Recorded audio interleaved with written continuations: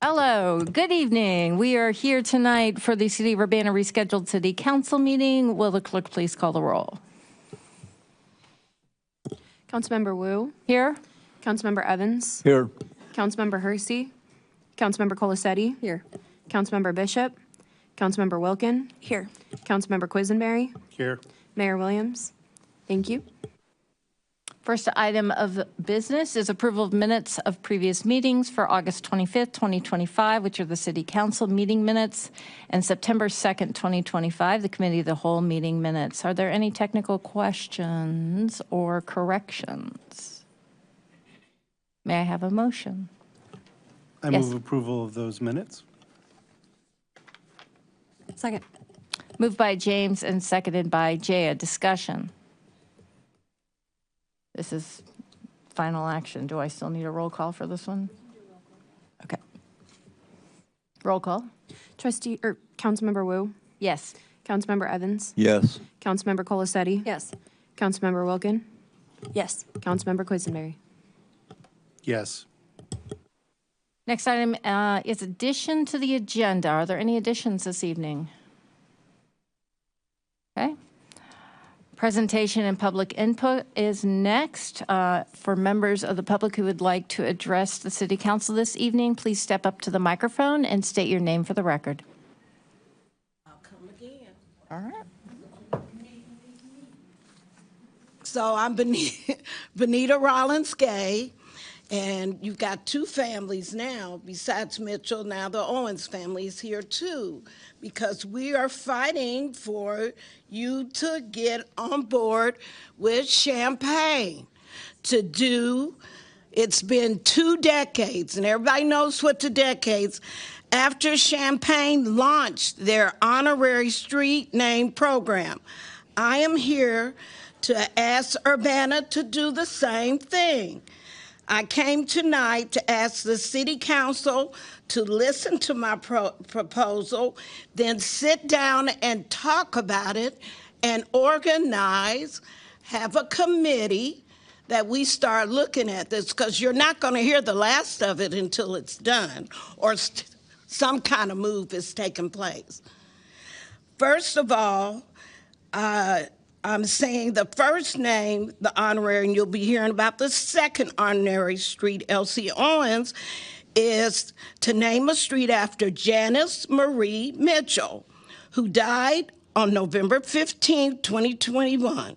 Janice was a member of 4-H Club, a veteran in the United States Army Reserve Unit, and she was a board member for the Champaign County Housing Authority Board, which she was representing Urbana.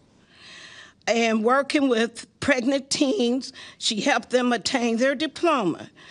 Janice started in Urbana schools, the Equity and Social Justice Club, and believe it or not, it's still there because we're working with a lot of underprivileged children of all cultures. She has a college and career readiness program she started that they're still using. Janice Mitchell was known for her loving nature and unwavering service to the community. As I said before, in the middle of the night, there's a fire. One of my clients, something has happened. They contact me. Who do I contact? Janice gets up in the middle of the night. And you know what? In these years, she's served over 2,000 to 3,000 different families in all ways. Those are 3 generations now that are still present. So you just see a small amount of the group, but you keep on, you'll see an abundance of us coming out. Because it's time that you all, as I stated earlier, look at it. Because I think you're twin cities. So I believe that this is needed. Also, I told you including her serving in organizations. She worked at Cunningham's Children's Home, Illinois Department of Children and Family Services, the Regional Office of Education, and Urbana School District.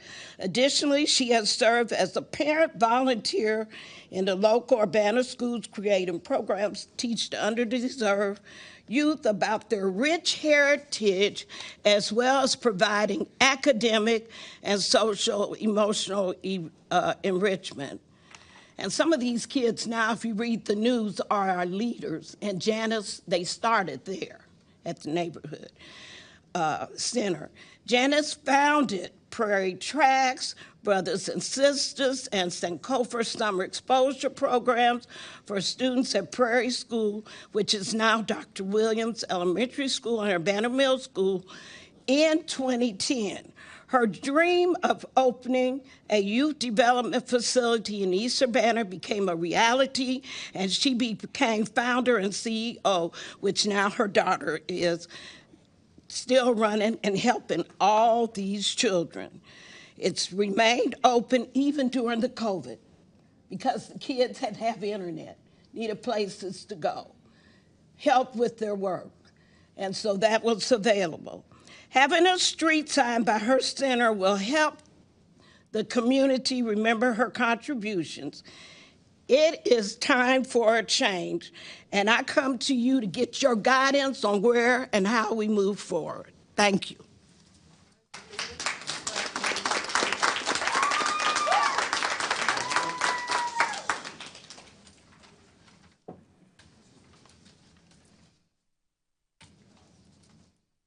Good afternoon.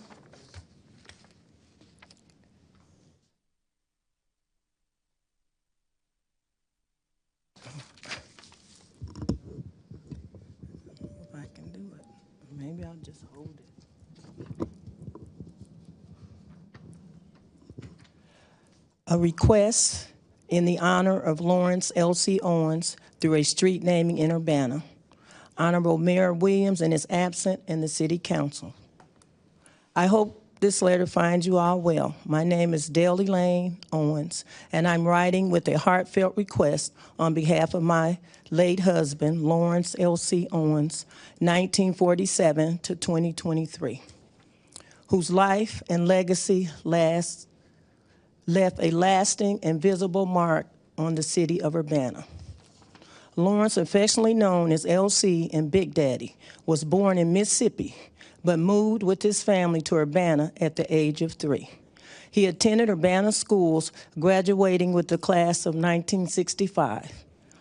A proud Tiger, he played football and was a member of the 1964 team that won the Big 12 championship. His love for Urbana athletes never faded. He remained a loyal fan up until his passing, often cheering from the end zone. After high school, Lawrence built a career at the University of Illinois, where he worked faithfully for 32 and a half years, retiring in 2002. After receiving the Chancellor's Distinguished Staff Award in 1999, his greatest was his service to children, families, and the Urbana community. Coached Pee Wee football, the Golden Bears, for 22 years, mentoring countless young athletes, including some who became leaders, such as the current athletic director and assistant principal at Urbana High School. Served as a cook for Community Elements Teen Mom program, offering meals and encouragements to young mothers. Was honored with his wife by the King School PTA as honorary chefs. We started our own daycare business in 1993. With me, we fostered over 250 foster kids, earning recognition as Foster Parents of the Year in 2000 for the state of Illinois. Faithfully served at Salem Church for decades, helping with the soup kitchen for 18 years, leading multiple ministries, joyfully cooking for the community and programs. Earned the nickname Bread Man for his commitment delivering food and supplies to families in need. His love for people, especially children, goes unmatched. He never meets a stranger, and he encourages young men to always strive for more knowledge, because the knowledge you obtain can never be taken away. His impact was so profound that over 700 people attended his homegoing service, a true reflection of the lives he touched in Urbana. Given this extraordinary legacy of service to Urbana schools, the athletics, fostering youth, church, and the wider community, I respectfully ask that the city of Urbana consider naming a street or a community facility in his honor. Such recognition would not only pay tribute in his ministry, but in his memory, but also inspire future generations to live lives of service, mentorship, and community care. I would be grateful for the opportunity to provide any additional information or meet with you in your office to discuss this further. Thank you kindly for the consideration, this tribute to my husband's legacy of faith, service, and the love for Urbana.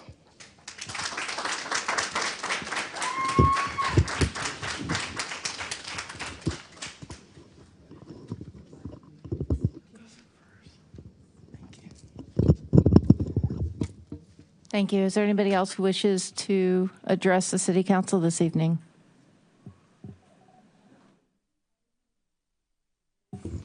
Good evening. I would not miss an opportunity to come tonight, but first of all, I want to turn my attention to Ms. Benita and just say openly thank you for your vision. Thank you for your friendship over the years to my mom, and thank you for bringing this to the city of Urbana. There isn't much more that I can say that hasn't already been expressed about my mom.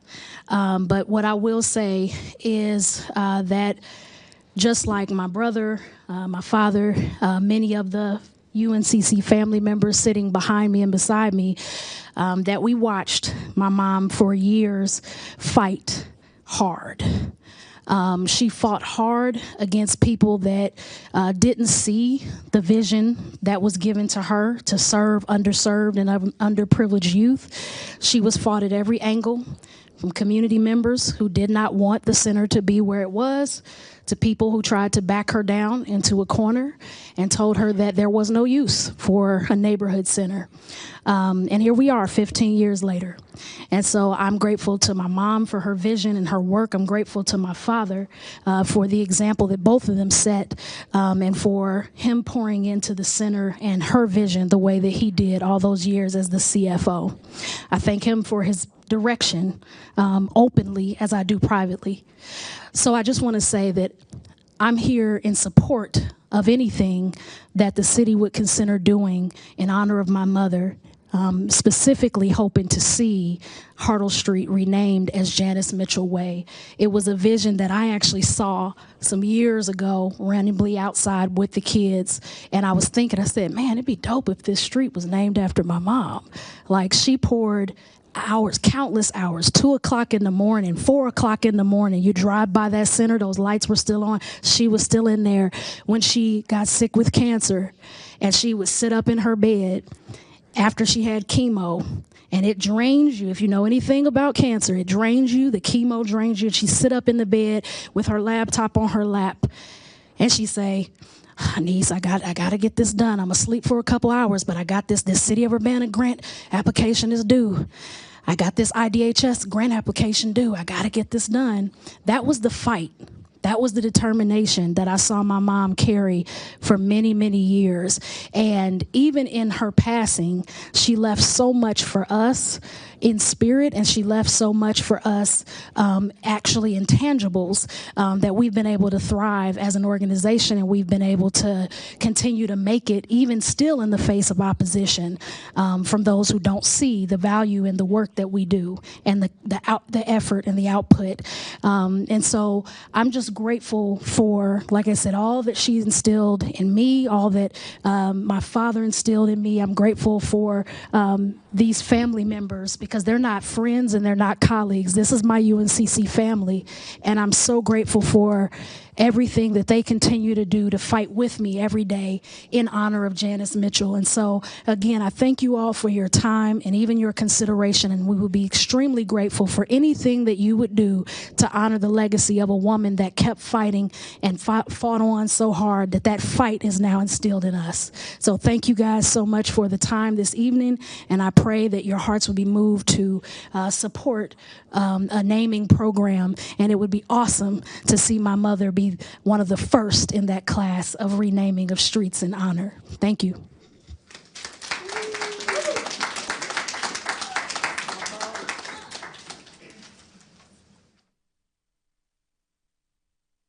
Good evening. My name is Lucinda Smith. I just kind of wanted to piggyback off what Missy Lane said, which is my mother. I did come here in 2022 in the summer to talk with someone about trying to get a street named after my father. Unfortunately, I was told no, and I needed that you guys didn't do that in Urbana, and that I needed to go maybe talk to the park district because they did like benches or trees. I was looking for emails 2 days ago to see if I can find the email, but since I came here, I don't have an email from you guys, but I do have an email from the park district where I emailed them and said, hey, trying to get some type of, something for my father before he even passed, because I wanted to celebrate him before he left. He left us because we didn't know he was gone in 23, but we had celebrated him in October of 22, and I had brought it up at his party to please submit letters. So I still have some of those letters from October of 22 that people said that we needed to do a petition to get this started. So just to say, hopefully we can get this started, because I think it would be a great service to the Urbana community. Thank you. Thank you. Is there anybody else who wishes to address the body this evening?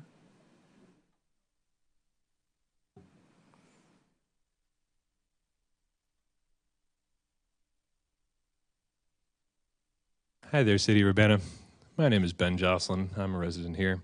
I just want to quickly say that I think that the renaming of streets as a policy is a really important thing that neighborhoods can do to shape their own histories, and in doing so remember their heroes, and sort of then reshape their futures and turn them into what they want to be. Every city in this country has the name of old politicians and people of power who are currently remembered, but have legacies of politics and ideas that are long since fallen out of favor and really don't need remembering. And at a time when our histories are threatened of being taken from us in so many different ways, with pages being taken down, with histories being taken away, I think it's really important that neighborhoods have the ability to say, hey, this is where we live, these are the people we want to remember, these are the folks who've contributed, who've given their lives to service, who've fostered children, who've taught people, who've recreated and shown folks the way. And I think it's really important that folks get to say, this is our place, and these are the people we want to remember.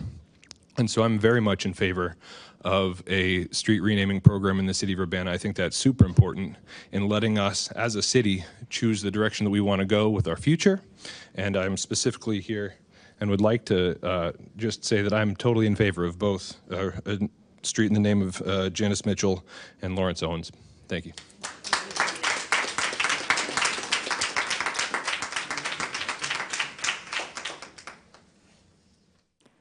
Would anybody else like to address the body? All right, I'm going to close this public. There.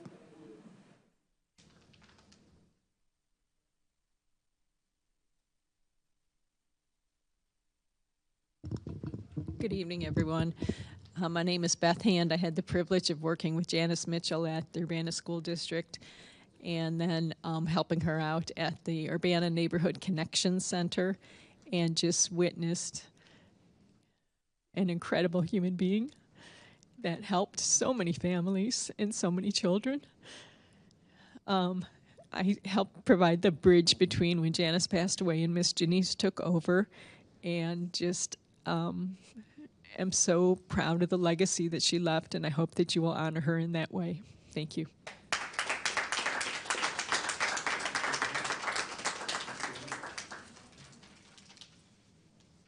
All right. I don't see any other movement. I'm going to call this public input session closed. Thank you very much this evening. Appreciate it.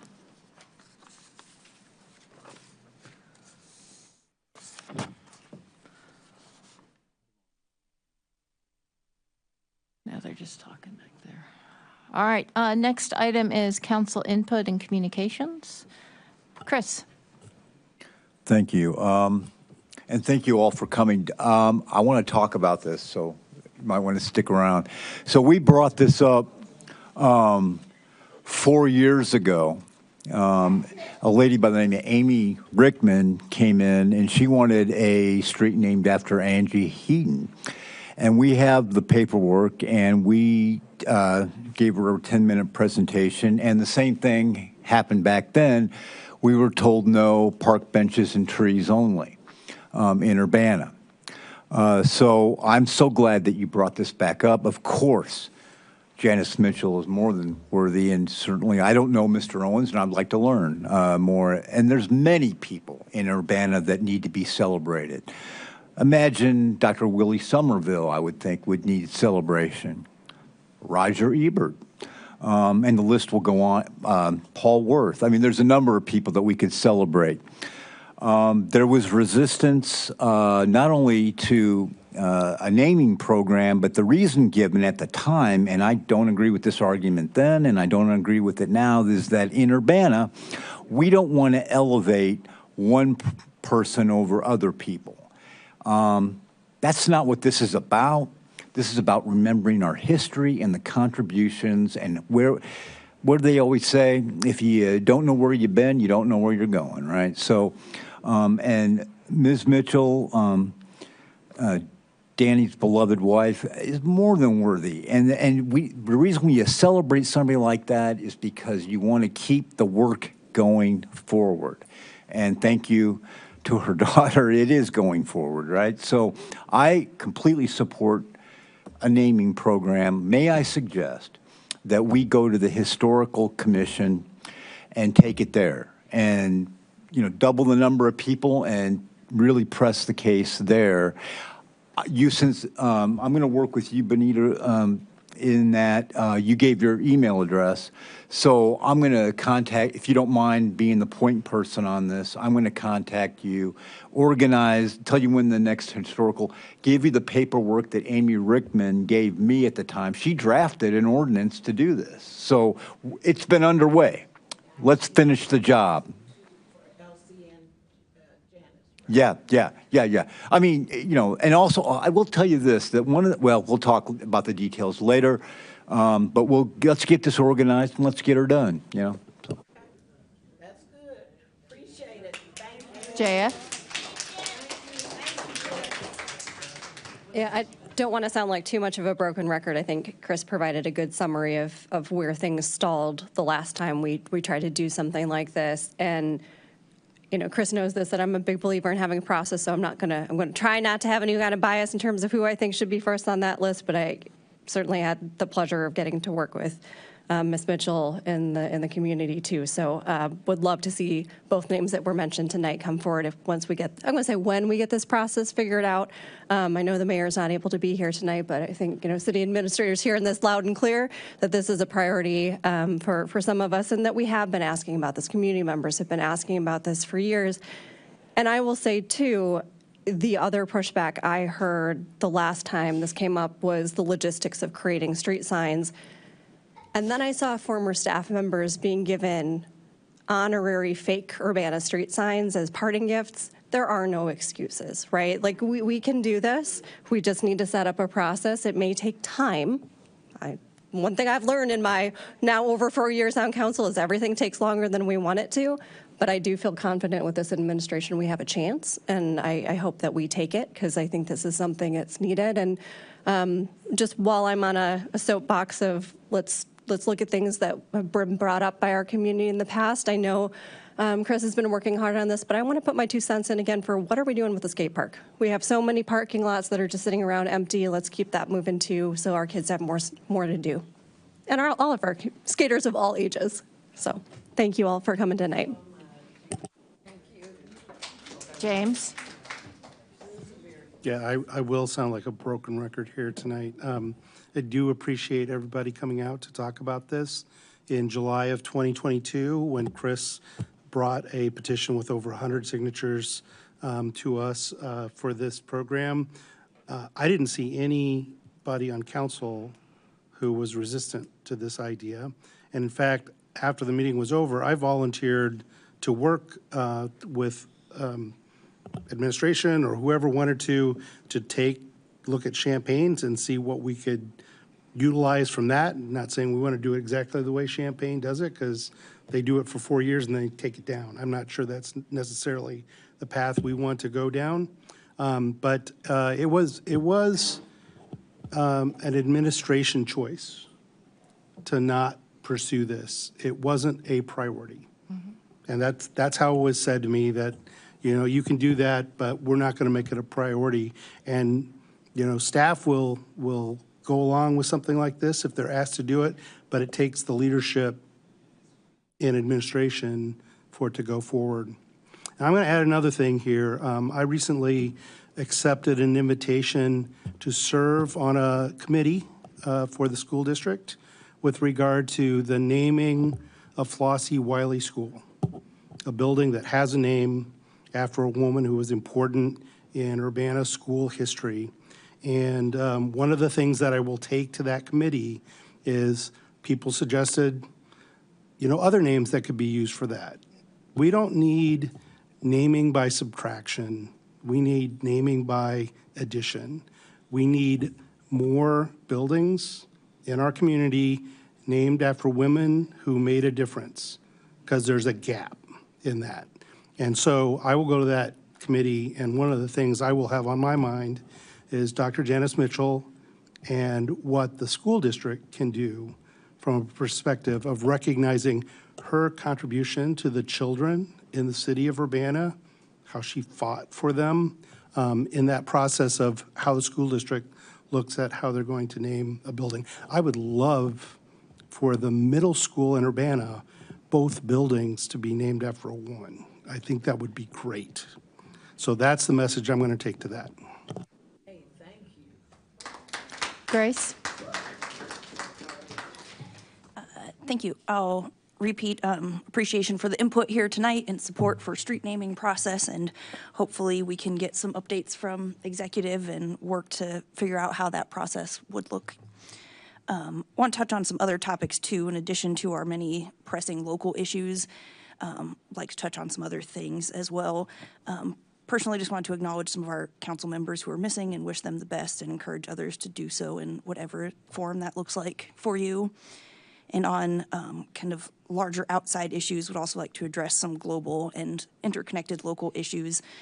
There's a lot going on this weekend. Yesterday, there was an event hosted by CU MAC, Muslim Action Committee, to bring attention and support to a flotilla with a local heroine on the boat, Jessica Coltfelter, who are working to bring desperately needed food and supplies to people being intentionally starved in Gaza and putting their lives at risk in the process. So just wanted to take this little platform to acknowledge that. Also had the horrific opportunity to visit the ICE detention center, makeshift center outside of Chicago. And I can't describe to you the pain and suffering feelings coming out of that building. People are being abducted off the streets throughout the country, throughout the state, including in Urbana. And just want to acknowledge this as well and remind us of our local sanctuary protections and thinking about what actions we can take here. There's been some updates with even the Champaign County Jail and how that all falls into this big horrific picture. So I think we really need to think about some of those actions that we can take even preemptively in Urbana and how we're going to handle some of the horrific situations we might face. And also remembering the budget and getting out some of the money that we put aside in the budget for immigrant services and people impacted by things like this. And how we're going to get that money out, as well as for victims of violence. So just wanted to acknowledge some of those broader, really important global things and what we can do locally to support the people who are involved, because these global issues also have a very real local impact. Thank you. All right, well, given that everybody else has had a chance, I think I'll chime in here a couple of things. For those of you who are left, the next Historic Preservation Commission meeting is on November 5th at 7 p.m. I do think, I wrote it down before Chris mentioned it, but I think taking a look at that historic commission and maybe retooling it and adding a little bit to that to incorporate something like a street naming. It really resonated to me when Ben Jocelyn said tonight, this is our place, and these are the people that we want to remember. And I think with that lens, thinking through a process, I do know that when this was brought up before, one of the concerns at the time was the number of commissions that we have in place and finding enough people to serve on those commissions. So that's why I think using a commission that we already have and being able to kind of hopefully add on to what their duties are might be able to alleviate some of that concern. If, we can get into the details, and I won't get into the details yet, but I think that there are a lot of different communities who have very similar programs, so we wouldn't be starting from scratch. We would be able to look and see what's worked in some communities, and then be able to retool it for the Urbana flavor. So I think with that, I'm going to close out the City Council communication this evening, and we will go on to reports of standing committees. There is none. We'll go to the report of the Committee of the Whole, what happens to also be me. So I will report out as the committee chair last week. We have on the consent agenda ordinance number 2025-09027, an ordinance amending the Urbana City Code, Chapter 5, Article 8, Fire Prevention Code, and resolution number 2025-09075R, a resolution approving a grant agreement between the State of Illinois Law Enforcement Training and Standards Board and the City of Urbana. Will the clerk please call the roll? Oops. Can I have a second? Second. Thank you. All right, it's moved by me, Mary Alice, second by Chris. Councilmember Wu? Yes. Councilmember Evans? Yes. Councilmember Colasetti? Yes. Councilmember Wilkin? Yes. Councilmember Quisenberry? Yes. Thank you. All right, that motion passes. On the regular agenda, before I state this, I would like to say that I would like to ask for a motion to move this on to the next City Council meeting, given the number of people we have here today. James? Yeah, I'd like to move ordinance number 2025-09-025, an ordinance revising the annual budget ordinance, budget amendment number 2, omnibus, to the City Council meeting on October 13th. Second. All right, moved by James and seconded by Chris. Any discussion? James? I would just like to add that this kind of motion requires 6 votes to pass, and so City Council does not have 6 votes to cast tonight, so that's why we're moving it to a future meeting when the mayor is here and can vote on it. Maybe some of our other members could join. All right. Do we need a roll call? We should. All right, let's do a roll call. Councilmember Wu? Yes. Councilmember Evans? Yes. Councilmember Colasetti? Yes. Councilmember Wilkin? Yes. Councilmember Quisenberry? Yes. All right, that motion passes. Next, on behalf of the Committee of the Whole, I'd like to move approval of ordinance number 2025-09026, an ordinance providing the issuance of not to exceed $5.2 million in general obligation bonds, Series 2025. I would need a second. Gosh. Second. All right, moved by Mary Alice and seconded by Chris. Discussion. Grace. I was wondering if there were any updates from a few weeks ago. I know that you did preface that there was conferences and there wouldn't be too much of an update, but I was wondering if there were some of those immediate kinds of questions or any updates from the last time. If the request is for updates in regards to TIF, we will have a presentation by staff coming up at a future meeting within October. But if there's any questions in regards directly to the bond regarding Hotel Royer, we do have Elizabeth here for that. But anything regarding Central TIF and TIF 4 as a whole, we'll have a presentation by our community development team.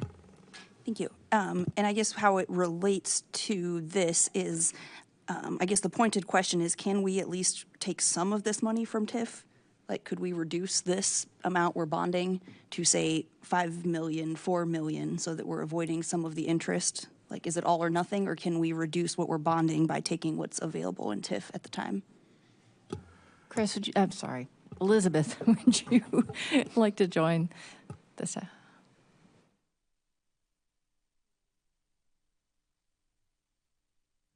So I guess, and I may ask Darius to jump back in here again. If you do that, you're precluding other options that you may have to reinvest in the TIF. That's what I would say about that. Grace. And we have a motion and a second, so we can kind of questions, discussion, both, right? Okay. Yeah, that's fine.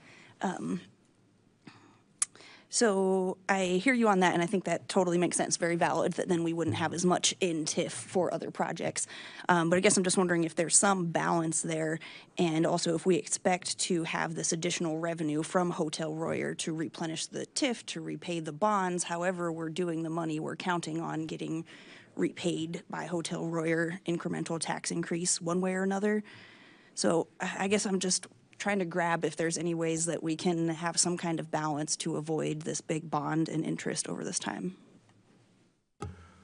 Definitely a valid question by all means. I think in this case we didn't prepare Central TIF or TIF 4 to fund the bond, knowing that it was, I believe, approved in the initial budget back in, what was that, May? That was prior to me. Was that May? Well, the plan to issue debt has been from the beginning of the development agreement. I think there was a plan to issue debt to cover the incentive.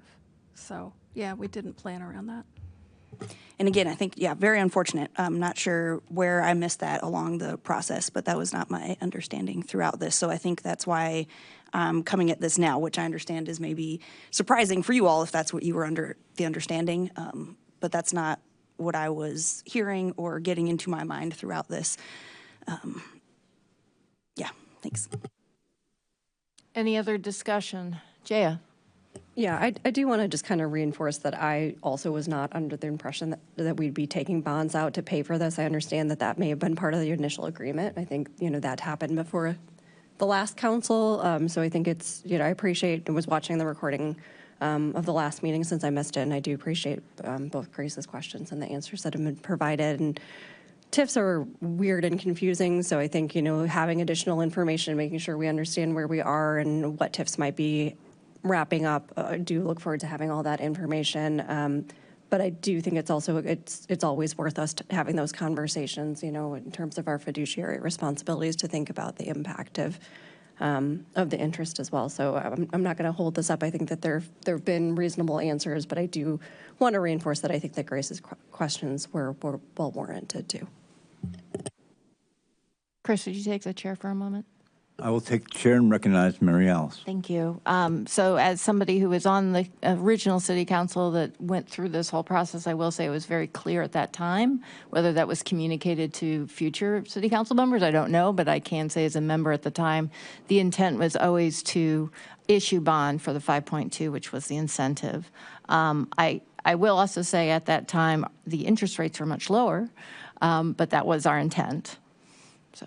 All right, I'll take the chair back, Chris. I'll release the chair back to Mary Alice. Thank you. James.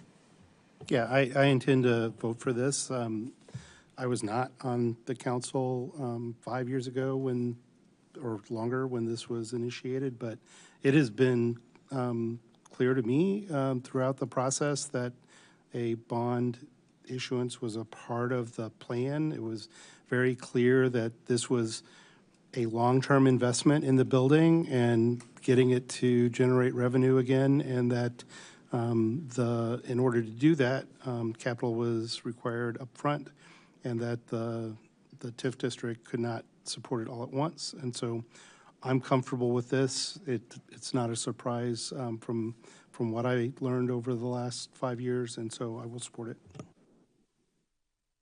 Grace.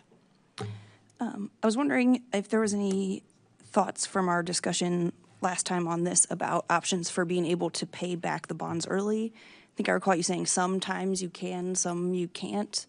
Is there a way to, I mean, I know we could put in words to say, kind of stipulate ones that were able to be paid off early, but if we could have that option, I think that'd be great. So that'll depend on what the bidders offer, right? So some bidders may offer us a bond with a call feature, some may not, just depending on their preferences. So we will have to see. There is, we could do essentially a defeasance, which is kind of a complicated way of paying back bonds early, but based on our projections, and we've recently updated all of our projections around this project, I think we're about in the right place to have the revenue stream match the debt service payments. So I don't feel like it's likely that the revenues from this project would enable us to pay it back much earlier in any case. Thank you. All right, with no further questions, yes, Elizabeth, did you? I did have one additional thing that I needed to bring up. Can I do that now? So I did want to let you know, I'm going to ask for someone to make a motion to make a small adjustment to the ordinance before you approve it. So the reason for this, which I just learned shortly before 4 o'clock this afternoon, is that we're going to make a change in our placement agent for the bonds, and the placement agent is specifically called out in the bond ordinance. So the team that we were working with for placement services was with R.W. Baird, and apparently today that entire team left and went to another firm, Raymond James, and Baird now does not have appropriate staff to support us on this bond issue. So I propose that we modify the ordinance to use Raymond James as our placement agent. This is just from a procurement perspective, this is a relatively small amount. It's just under $5,000, so we're not violating any purchasing policies or anything. But in order to do that, what we would need to do is in section 9, at the beginning of the second paragraph, it says the purchaser of the bond shall be pursuant to competitive sale conducted by. We would need to replace the words Robert W. Baird and Company, Naperville, Illinois, with the words Raymond James Financial Inc., and then in parentheses, or its affiliate. So just a small wording change. But since I got this information this afternoon, we decided it kind of made sense just to get this done now rather than have to come back and do it later.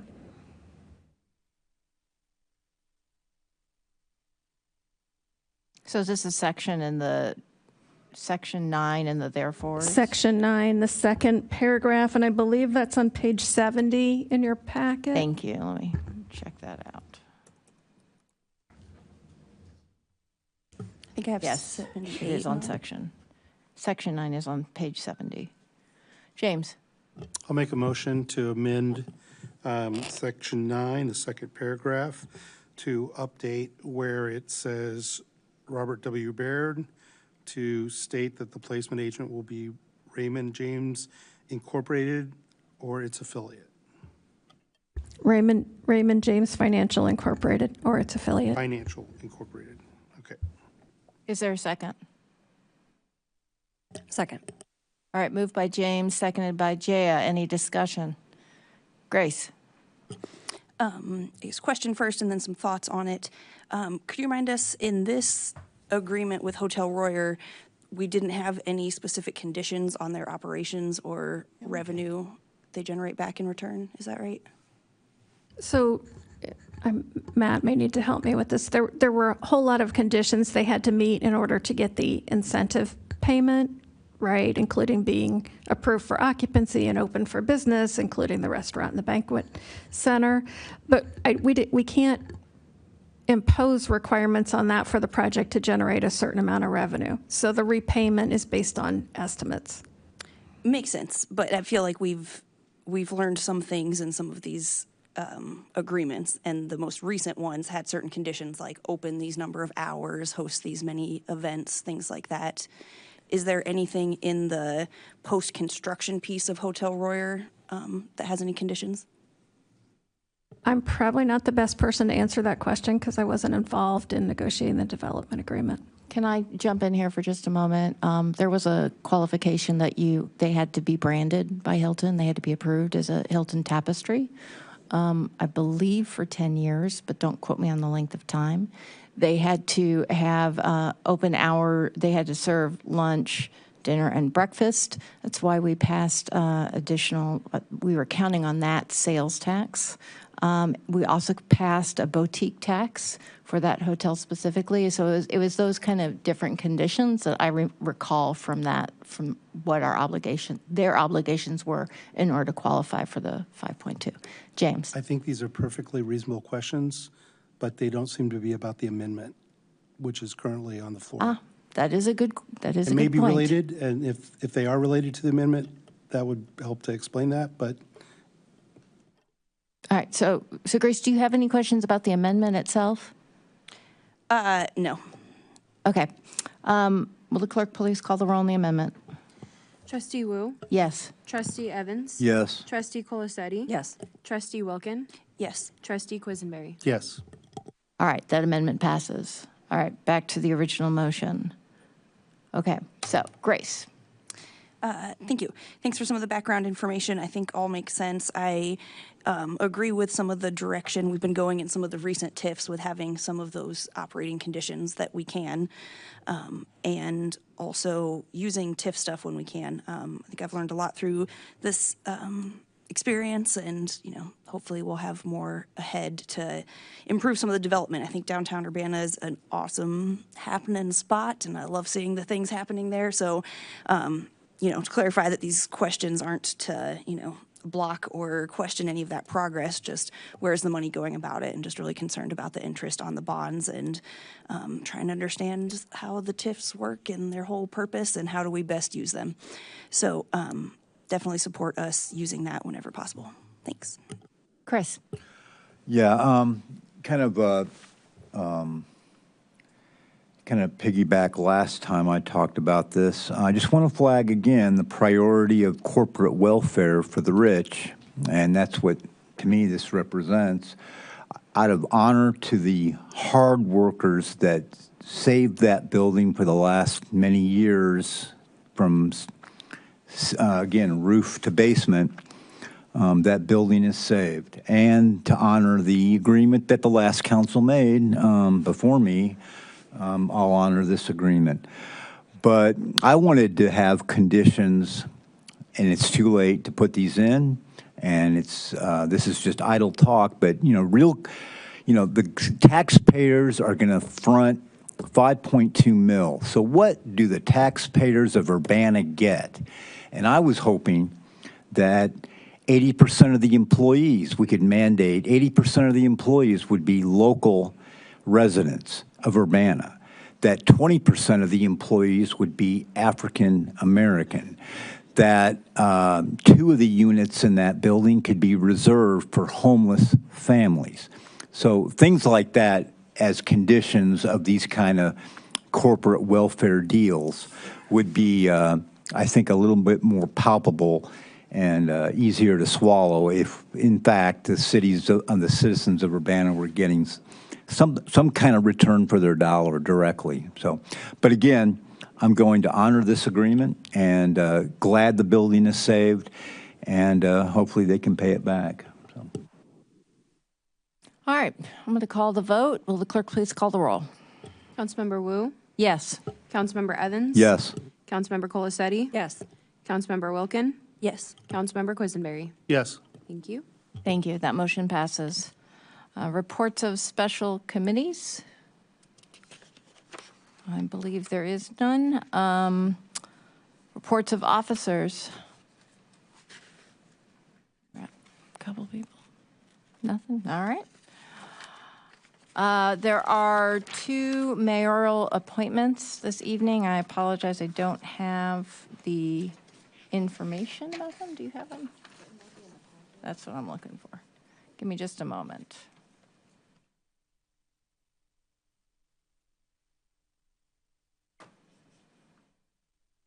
All right, I have it. Okay, so there are 2 motions by the mayor. Both are for the Bicycle Pedestrian Advisory Commission. One is for Kevin Murphy for a term ending on June 30th, 2028. Kevin has lived in Urbana for 4 years, currently teaches 8th grade social studies at Urbana Middle School. He also works part-time for the Urbana Park District, where he serves on the teen programming staff, supervises at the Splash After School program, and contributes to the environmental education team. Kevin will serve as the Urbana School District representative on the commission. He says, I quote, I am an avid cyclist and bike commuter in all conditions, so have appreciated how bike-friendly Urbana is. Would like to work to improve and maintain our pedestrian and bike safety infrastructure in Urbana. As a teacher, I also care deeply about the ability of my students to arrive to school safely if they're walking or biking to school. The second appointment is for Sarah Rand, term ending on June 30th, 2028. Sarah has lived in Urbana for 10 years and currently serves on the Urbana Park District Advisory Committee, as well as the Amazon Choir Board. She holds a bachelor's degree in forensic investigations and is a board-certified death investigator and autopsy technician. Sarah also volunteers at Sola Gracia. She, quote, I struggle daily to navigate the extremely poor conditions of the sidewalks and the curb cuts in my neighborhood. My wife is an e-biker, and I want to help provide perspective to the UPW and the city so others with disabilities can be independent and not struggle the way I do. I have been serving Champaign County for 10 years, and despite my seriously debilitating disease, I want a better Urbana for all residents, including those who would like to independently navigate Urbana with mobility devices. I would entertain a motion for these 2 proposed appointments. So moved for both Kevin Murphy and Sarah Rand, Bicycle Pedestrian Advisory Commission until June 30th, 2028. Second. All right, moved by Grace and seconded by Chris. Any discussion? Yes, Grace. I was just wondering if any of these individuals were here tonight. Is that any of them out there? No? Okay. Sometimes it's hard to recognize people. But just want to say thank you to them remotely for their service and volunteering for this commission. And especially it seems like BPAC will have some interesting things going on with new streets and sidewalks and bike infrastructure and upcoming projects. So thank them for their volunteering on this commission. Any other discussion? All right, will the clerk please call the roll? Councilmember Wu, Yes. Councilmember Evans. Yes. Councilmember Colasetti. Yes. Councilmember Wilkin. Yes. Councilmember Quisenberry. Yes. Thank you. All right, that motion passes. The last item on our agenda is a discussion of the police surveillance technology, ordinance number 2024-12042.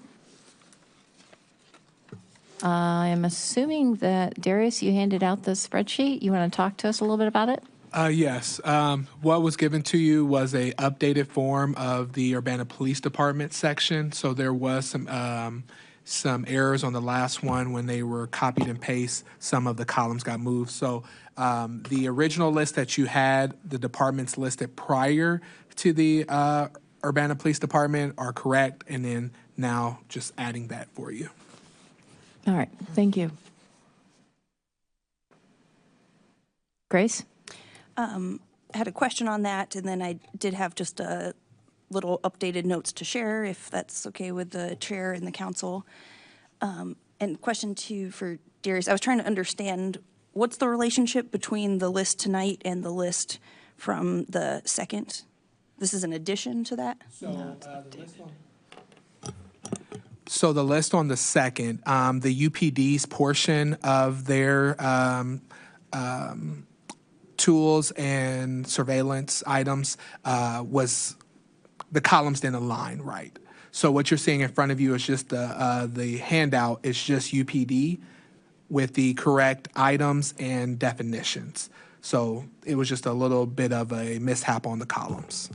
So this one from tonight is UPD only, and that's why things like Placer AI or firefighter drones aren't on this list. So okay. those were The UPD were the only ones we needed to correct, and I didn't get it in beforehand. So I just brought you all hard copies, and we'll make sure to update it. Thank you very much. And I don't know about for others, but I think for me, it probably would be helpful if we eventually compile and update these lists so they're all in one place, which I think what you were just saying. Okay, thank you. And if it's all right with the chair and the council, if I could put up notes just quickly. Yes, that's fine.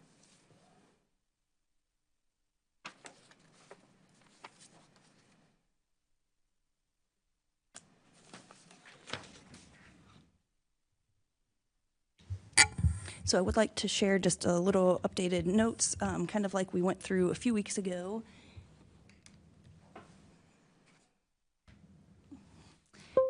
And, realizing that we don't have the mayor tonight, and for some reason it feels like later and longer than it has. So I'm propose and totally in support of maybe not diving in too deep, but I just wanted to at least show you some of the updated notes that I have for you, and hopefully we can continue the discussion.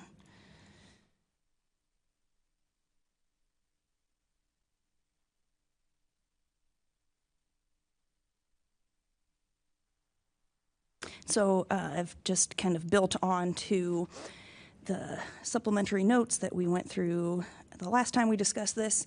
Again, thank you to a dedicated community member for organizing it in these nice columns.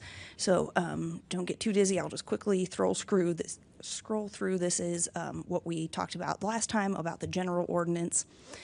And then starting here on, I guess this is page 5 of this note document currently, is an additional table that has the definition section with Urbana on this left column and then Oak Park on the right. And again, happy for people to digest this and take a little more time, but just wanted to highlight it and keep the conversation going. They're in, I don't remember what particular order with one of them, but I think makes sense to kind of start is you can see like the use reports are very similar in nature. I think Oak Park, when you get into the details, has some things that I think would be helpful for us to consider in Urbana. So I think we could look into some more detail on those comparisons and see if there's anything from Oak Park that's more inclusive or other wording that we like that we might want to include in our version. And then same kind of things with the exigent circumstances, and chapter 6 in red here because we're still working on a better way to update and define that in our code and in line with state stuff and definitions. We define surveillance and surveillance data, and the Oak Park one does not. They define personal communication device. We do not. The use report are somewhat similar. They call it a surveillance impact report, and then it has what's included in some of those. And again, I do think that the Oak Park one has some valuable things that we might want to consider incorporating. Then same thing for use policy. They both have the use policy with some similar elements, and again, some more things to consider for Oak Parks. And then this is, I think, maybe the detailed meats of it on the definition of surveillance technology itself. I think that overall we have a pretty similar definition of all these things that are capable of being associated with an individual or group of specific individuals, and those are pretty similar definitions there. And sorry, I was trying to read. I thought how they did it here was that kind of like for them, surveillance databases were included in their definition of surveillance technology, and that's why they didn't really distinguish it. I'm trying to see where, what wording in theirs made me specifically think that, because they have kind of like collect, retain this information, which we also have.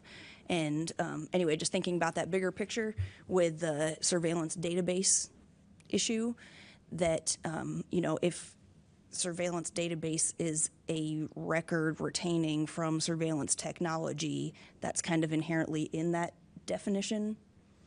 But I think it makes sense to kind of piece those out, because I think in practical sense, seems like there's a difference. Like, for example, with license plate readers, we don't have that technology, physical cameras in Urbana, but if we have access to the database from them, that's still covered. So I think it makes sense to kind of include them both, but I thought it was interesting that Oak Parks didn't have surveillance databases, but if you really think about it, a surveillance technology that retains that information, a database is kind of surveillance technology included in there. And then they have some of the specific examples. I have not yet, but it would be kind of fun to, the game where you like line up the matching ones or something. I sent this to you in a Word doc too, so please feel free for anyone of you all and staff, city attorney, anyone to mess around with this, and you should be able to edit it and make your own changes if you want to match up bullet points or anything like that. And then they both have what surveillance technology does not include or does not cover in the ordinance, which are pretty similar. We already kind of swiped their body-worn camera exemption because they were one of the examples in the state of Illinois.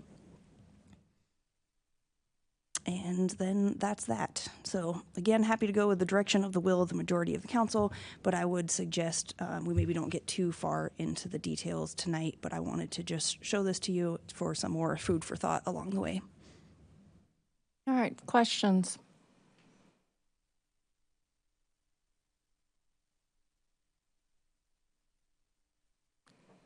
Okay, well, given that we're kind of missing, a little limping along tonight, Chris? I don't know. And again, we might not be able to answer this question, but does anybody or everybody have a sense of our timeline when this will come to a vote?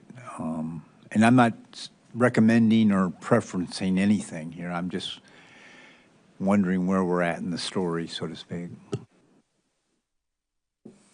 James? My sense, based on our progress recently, is that it might be able to come to a vote in October. But because I think we've made a lot of good ground in the last couple of weeks, but I don't feel like we should hold ourselves to that. But that's my optimistic viewpoint. By the end of October, maybe. Definitely by November. So I'll say, since this is discussion, there's no action. I don't have to pass the chair, right? I would say from my perspective, I would like for all of city council members to be able to look at it at least twice.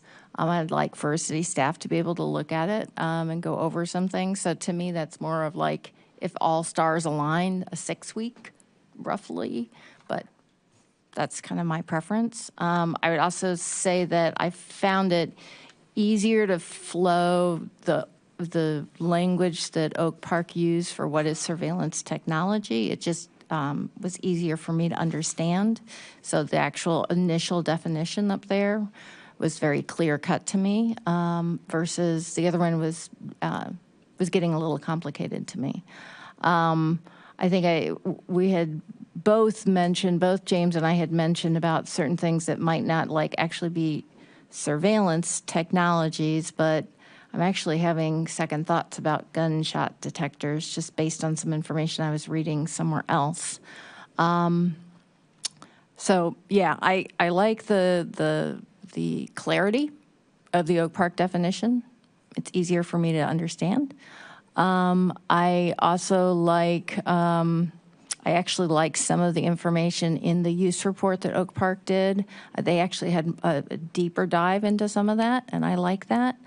But I would also suggest that maybe we bundle it into an annual police report, so you've got the whole report rather than having all these separate reports. I don't know if that would be feasible, but that's just something I wanted to offer up. Grace? Thank you so much. I think I would say two things about the timeline and about, what was yours, the use policy and use report. And then just to clarify for the use report, what I think our proposed thing with the use report is that would be something that comes up one time for each technology when it's approved. And then the annual surveillance report would encompass all of the different technologies. right, So you're right. there's, I don't think we're proposing a separate report for each one besides the first time we're approving it. You're right. And then as far as overall timeline, I agree with what's been said, and I think we've done a good job for keeping up with the plan. Is that in August, we agreed that, Jay and I would be gone as sponsors and appreciated the compromise of having discussions during the month of September and had the original goal of trying to get something finalized through October. And I think that, I'm glad to hear that seems like we might still get there and definitely understand some more time for review, format it into city code. There might be some logistical things, but I'm also hopeful and optimistic that we can, at least as council, have some kind of agreement on something to keep moving along and get past. So, thank you. James? Yeah, something I've been thinking about a lot is, because I'm one of the individuals who had trouble with just the term database, and I've been thinking about how to phrase what we're talking about here, which is surveillance technology and the data that it collects. And that feels like more of a description of what we're talking about here. And it really resonates with me tonight because you were talking about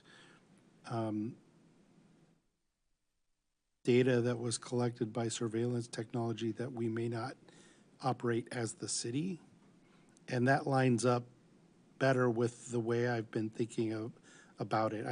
I know I have to admit and recognize that as a person who lives in the technology space, and a lot of time I spent splitting hairs over data and data policy and such, I may be struggling with this more than the average resident might be.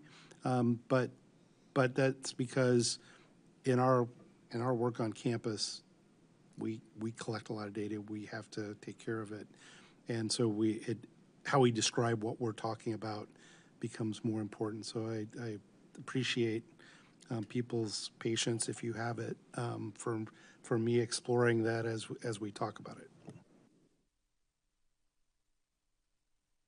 Okay. All right. Well, thank you very much, Grace. More to come.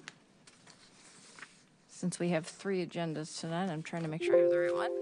All right. That's it. That's all the business before the City Council this evening. This meeting's adjourned. Thank you.